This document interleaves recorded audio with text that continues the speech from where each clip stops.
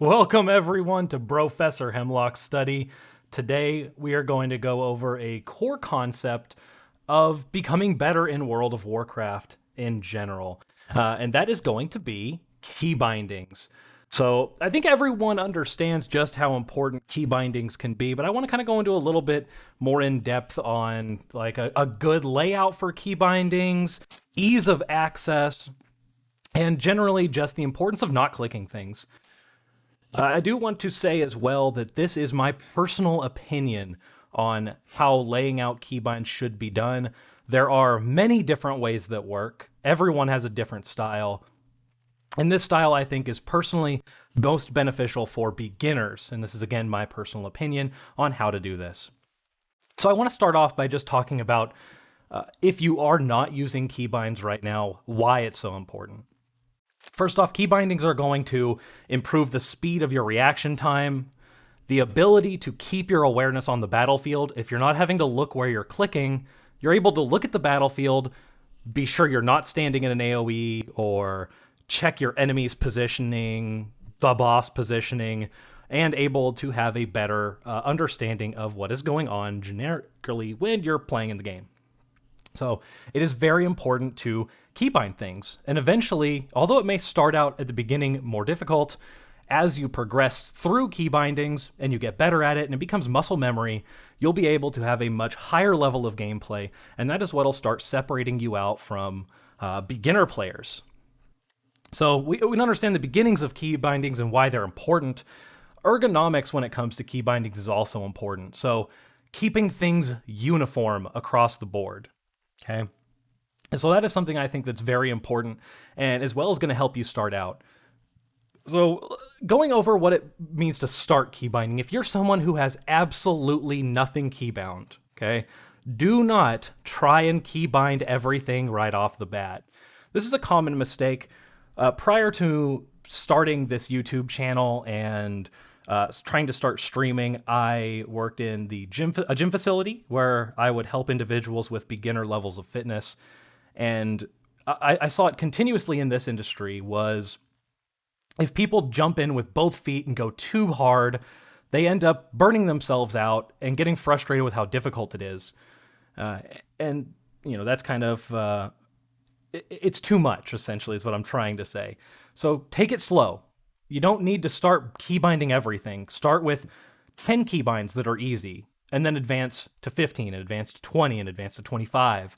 And then eventually you can work into having every single button keybound and becoming much better at the game. Start slow and build. And, you know, unfortunately, I'm not working in the gym industry anymore. COVID's kind of put a slow to that. And that's how I'm doing the YouTube channel. So I want to thank everyone for watching. Anyways, it means a lot. So key bindings and basic setups. So one thing to start with understanding is movement, the W, A, S, and D keys. So one thing that I see a lot is keyboard turning. That is going to slow you down and slow down your response time. I need to start getting used to using the mouse to turn your camera. So right-clicking and being able to look at your surroundings by holding down the mouse. Then changing your movement key bindings to strafe or simply back and forward. There is some opinion in the elite community that you do not need to have back pedal bound. I actually think that's it's too elite of something, and it's not something that's beginner friendly, and it's almost unnecessary in the end. Backpedaling does have its place and can be utilized for micro adjustments on your movement patterns. So I would not unbind back up or back step. Okay? So now that we've got our basic movement pattern down and we're trying to get used to moving and turning with our mouse, simple keybinds, right? So the most easy to access keybinds are Q, E, 1 through 4, C, and Z.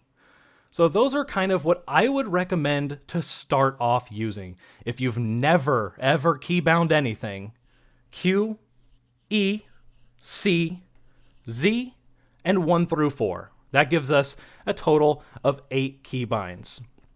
So we've kind of got a good functional base here. Now, when keybinding things, generically we want to start with the things we're going to use the most. So if I'm looking at my basic buttons right now, what I have keybound, to Q and Shift Q, I have my two biggest, first off, Arcane Blast, my most important rotational ability for my damage dealing, is on the easiest to reach button. My most important movement ability is on the next easiest to reach button. So now, say oh shit, there's a mechanic happening and I'm going to take a bunch of damage, my easiest to reach button is my movement ability. Say I'm in my DPS rotation, I don't want to have to press Shift F1 when I'm doing my basic DPS rotation. So that's where I'm putting my most simple DPS rotational ability on the easiest to reach keybind. And then my easiest to reach keybind I'm using a shift modifier for to do a on proc ability, where I may not be using arcane missiles all the time, but if I do get a proc, I need it to be easy to reach and quick to reach because I'm going to transition that global back to back with my traditional DPS rotation. So I put them on a similar keybind. And then polymorph, I do a lot of PvP content. I want to have polymorph be on my easiest to reach or second easiest to reach buttons for like accessibility, right? So if my movement CD is on E, my most important movement button, my most important crowd control button, I put on the same button with a shift modifier. Now, shift modifiers are something that you'll eventually want to incorporate. You don't have to. So when we start getting into modifiers, that is where, sorry about the invites here, shift modifiers are what starts to increase our keybinds. So now we have 8 buttons that we use all the time. I just added a shift modifier, or what I'm doing is now essentially going from 8 buttons to 16. And all I did was add a shift modifier. So if you're someone who is using keybinds right now, and you're wanting to step your game up and become a little bit better, now all I'm doing is adding a shift modifier. So my muscle memory is already set on those original keybinds. I already have them in my head. I know them by heart. I can step up to the next stage. Then we go to 16 key bindings. Now, mind you, they're the same key bindings, but I've added a shift modifier. So we have gone from basic to now we're at a little bit more keybinds. And now we can start after this, the shift modifying of our initial 8 keybinds. We're at 16. Now we can start adding a little bit more difficult to reach keybinds. Difficult to reach keybinds or non-traditionally used keybinds are going to be just the ones on that auxiliary. Now, you know, next to E, there's R. So instead of going straight up, now we're going diagonally. It's a little bit more difficult to reach, but it's that next level up, right? So we can use R, we can use F, we can use V, we can use 5, and we can start using our F keys, F1 through F4.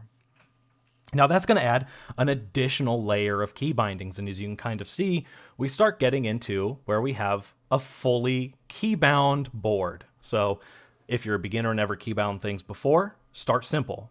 Start with the easiest to reach, Q, E, 1 through 4, C, and Z. Then shift modify those. Then add another layer, and let's add a little bit harder to reach keybinds. R, F, C, and then your F1 through F4. Now we're at even more keybinds. And then finally, we can add even another layer in, and we can shift modify those keybinds. So now we've taken no keybinds to keybinding our most important abilities, and then we're going into keybinding our accessory abilities.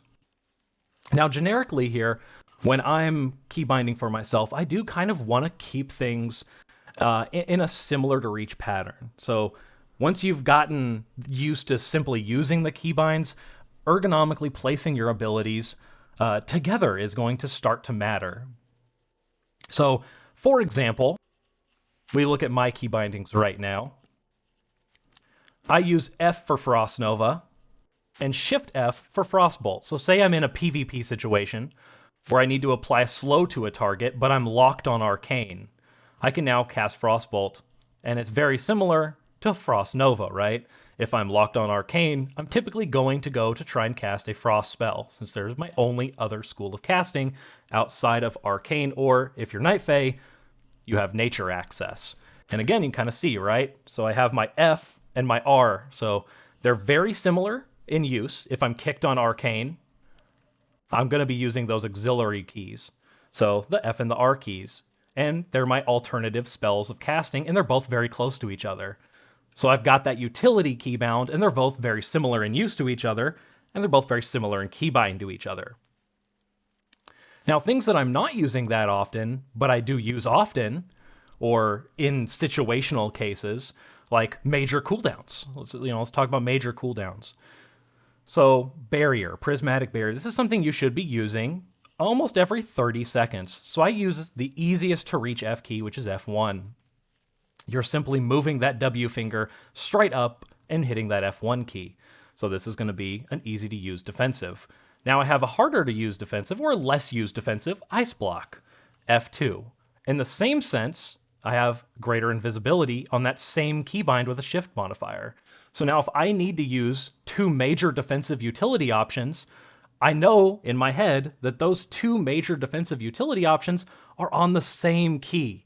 So I go, okay, I need to block, or okay, I need to invis. That way I get the 3-second damage reduction from invis.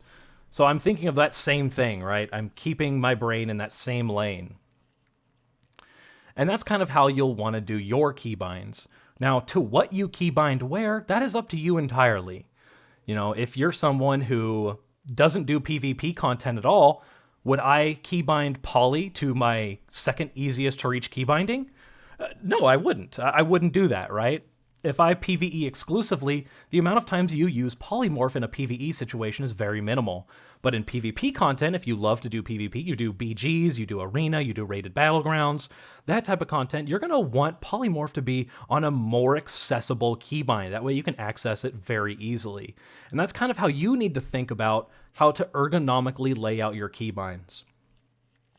Now I want to wrap this video up by doing a little summary. So if you're just starting and have never used keybinds, start slow. Do not go big. 8 simple keybinds, your most easy to reach keybinds, and nothing more. QE, CZ, and 1 through 4. Okay, simple, basic, easy buttons. Keybind your most used abilities to those buttons.